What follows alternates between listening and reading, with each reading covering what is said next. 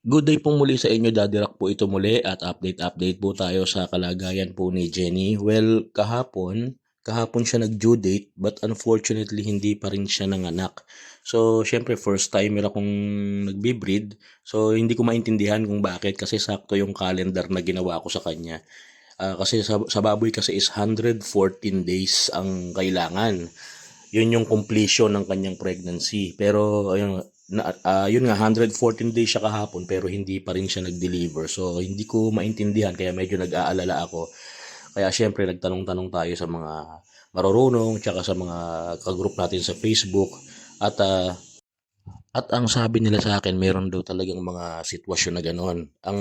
Yung ibang nag-comment nga kasi sumali ako sa mga iba't ibang groups dito sa Facebook ng mga hog racer sa Pilipinas para syempre makakuha tayo ng knowledge. Naghanap ako ng mga same cases na nangyari sa akin at ang sabi nila, nakakita naman ako doon at ang sabi nila, depende raw kasi yan. Meron daw kasing tinatawag na -5 + 5. Kasi kung halimbawa 114 days siya, supposed to be manganganak siya ng 15, it's either late siya ng 5 days, early siya ng 5 days, o late siya ng 5 days. Or within doon sa range ng kalendaryo niya, pwede ring sumakto, pwede ring sumobra ng mga ilang araw. Basta 5, -5 or +5 sa araw doon sa kanyang due date. So, ganun daw yon. So, medyo naibsan yung pag-aalala ko kasi iniisip ko nga baka mamaya kung ano na nangyari dito kay Jenny kasi nakakita na ako nung mga nanganak na baboy na pag lumalabas patay.